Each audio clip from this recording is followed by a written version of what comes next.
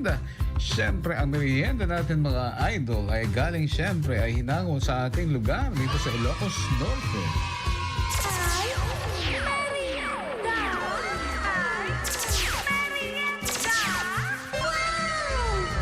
Eto, malagip ko lang, hindi ko, di agtuptupig kami, di ubing kami ka talaga nga, kali kami nakatabot. Tapos sa amin to ikan, iti galba. Sa amin to ikan, ti bato.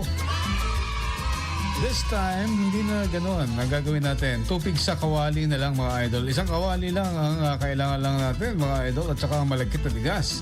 2 cups at saka grated nyog at coconut and brown sugar. And condensed milk, vanilla, and pinch of salt, banana leaves. Yan lang mga kailangan natin. Shout out sa inyo lahat dyan sa may Wide West Commercial, sa napakalakas ng IFM. Thank you. Dyan din sa may Maribel Beauty Parlor, mga beauticians, magandang araw. Ihanda ang mixture sa malaking bulk. Pagsamahin ang galapon o yung malagkit at grated nyog at brown sugar, gata, condensed milk, at kung ano ang gamit, vanilla, at haluin hanggang sa ito ay maging smooth, malapot ang butter. Parang hotcake siya.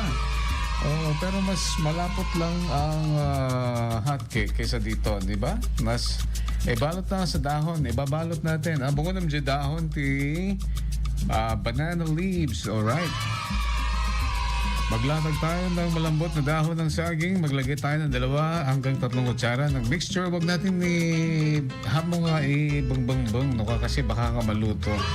Idol, pinaingpis lang kalalaingan na idol. Ay, i-roll at tiklopin ang dulo para hindi matapon at gawin ito sa lahat ng mixture. At ito, iluluto na natin. Paintinit na natin ang ating kawali. Maglagay ng konting mantika o kaya naman butter. At bahagyang umitim na masunog ang dahon ay ibaliktad natin side by side. At ito na, wow, serve with coffee.